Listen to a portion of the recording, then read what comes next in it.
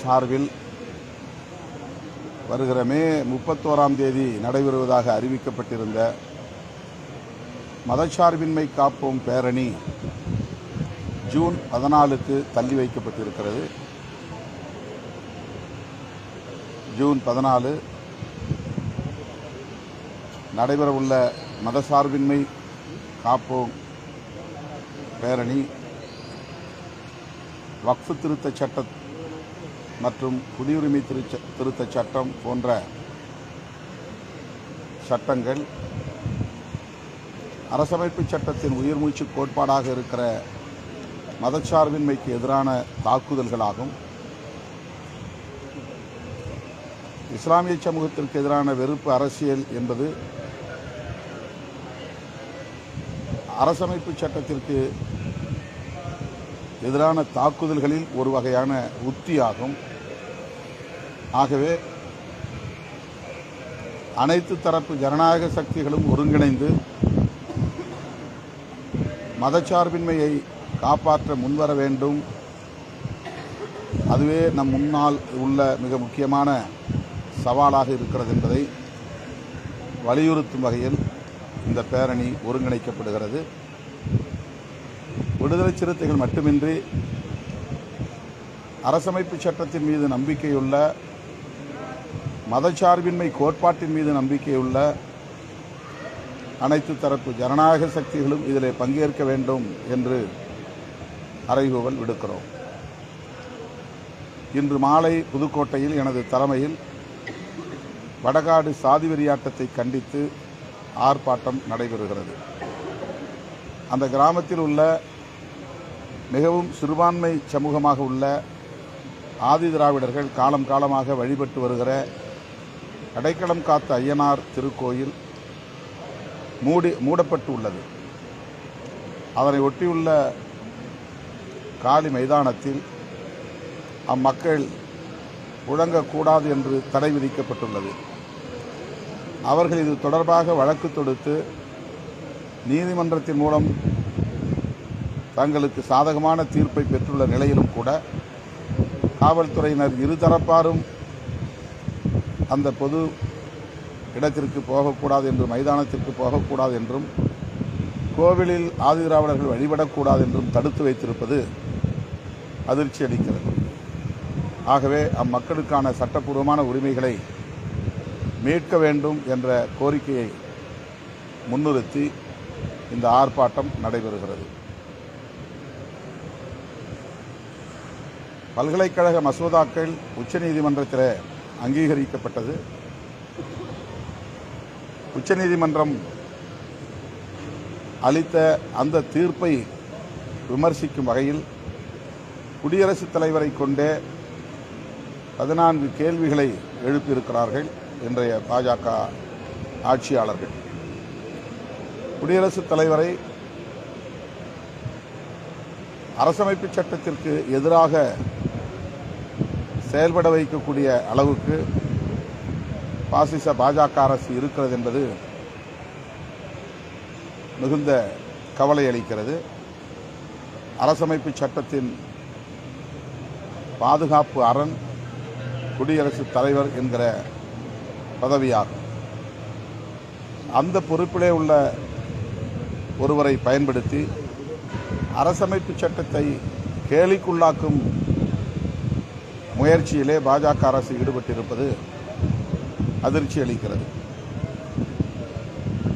உச்சநீதிமன்றத்தின் தலைமை நீதிபதி B.R. கவாய் அவர்கள் மகாராஷ்டிரா சென்றிருக்கிறார்.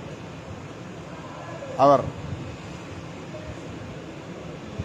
எந்த மாநிலத்திற்கு சென்றாலும் அந்த மாநிலத்தில்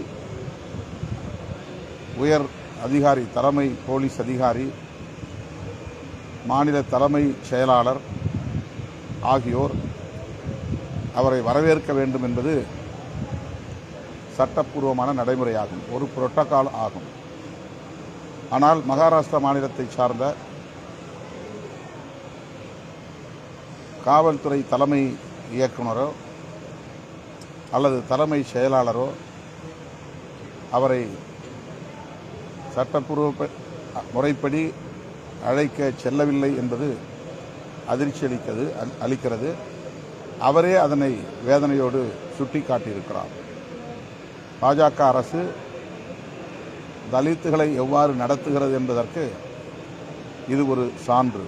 மகாராஷ்டிராவில் முதலமைச்சராக இருப்பவர் பாஜகவை சார்ந்த தேவேந்திர ஃபட்னாவிஸ் அவர்களாவார்.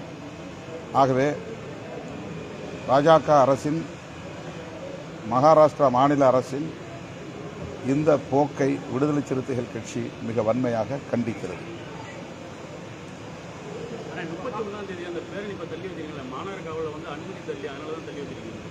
இல்லை அனுமதி தரலன்னா நாங்கள் கோர்ட்டு தானே போவோம். தள்ளி வைக்கிறதுக்கு இன்னும் நாங்கள் கொஞ்சம் ப்ரிப்பேர் பண்ண வேண்டியது, கூடுதலாக ஜனநாயக சக்திகளை எல்லாம் ஒருங்கிணைக்க வேண்டியிருக்கிறது.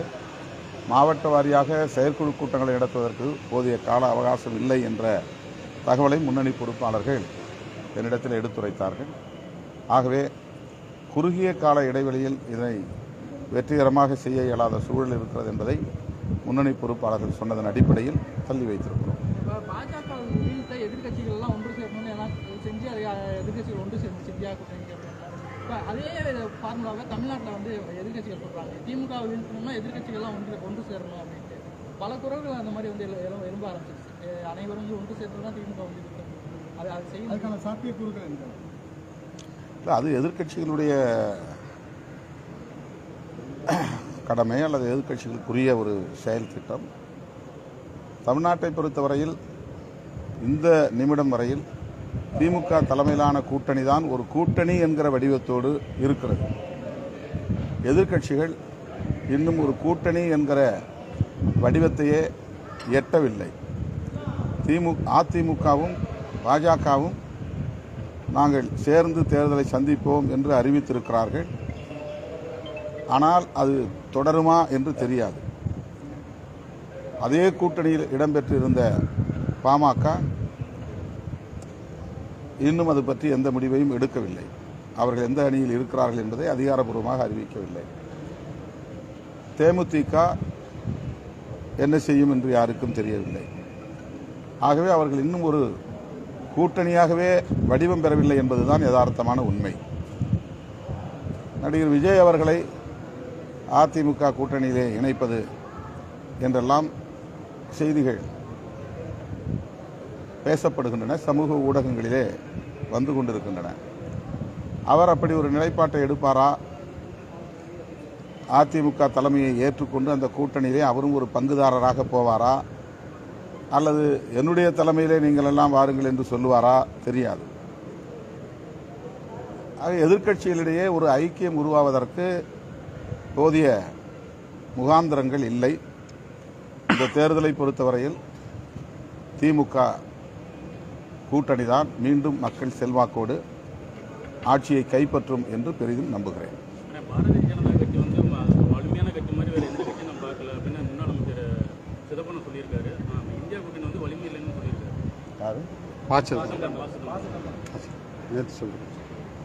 இந்தியா கூட்டணி வலிமை இழந்தது மாதிரி ஒரு வலிமையான கட்சி நாங்கள் பார்த்ததில்ல, இந்தியா கூட்டணியில் வலிமை இல்லைன்னு சொல்லியிருக்காரு. பிஜேபி ஸ்ட்ராங்காக இருக்குது. அவர் என்ன கான்டெக்ஸ்டில் சொன்னார்னு எனக்கு தெரியல. அந்த பேட்டி நான் முழுமையாக பார்த்தா தான் தெரியும். ஒருவேளை வந்து இந்தியா கூட்டணி இன்னும் விழிப்பாக இருக்க வேண்டும், வலுவாக இருக்க வேண்டும் என்று தேசிய அளவில் அவர் சொல்லியிருக்கலாம். தமிழ்நாட்டை பொறுத்தவரையில் திமுக தலைமையிலான மதசார்பற்ற முற்போக்கு கூட்டணி தான் இந்தியா கூட்டணியின் ஒரு அங்கம். ஆகவே தமிழ்நாட்டை பொறுத்தவரையில் மதசார்பற்ற முற்போக்கு கூட்டணி வலுவாக இருக்கிறது. அது இந்தியா முழுவதும் இந்தியா கூட்டணிக்கு வழிகாட்டியாகவும் இருக்கிறது. இந்தியா கூட்டணி தேவையான நேரத்தில் பாஜகவுக்கு சவால் விடக்கூடிய அளவுக்கான நடவடிக்கைகளில் ஈடுபடும், தேர்தலை சந்திக்கும்.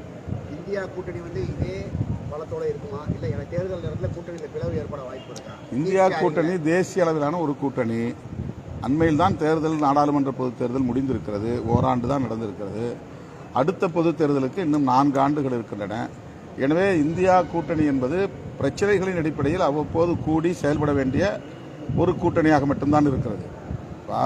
பாசிச பாஜக அரசின் மக்கள் விரோத நடவடிக்கைகளை எதிர்ப்பதற்காகத்தான் இப்போதைக்கு இந்தியா கூட்டணியின் செயல் திட்டம் தேவைப்படுகிறது. தேர்தலுக்கானது இப்போதைக்கு இல்லை.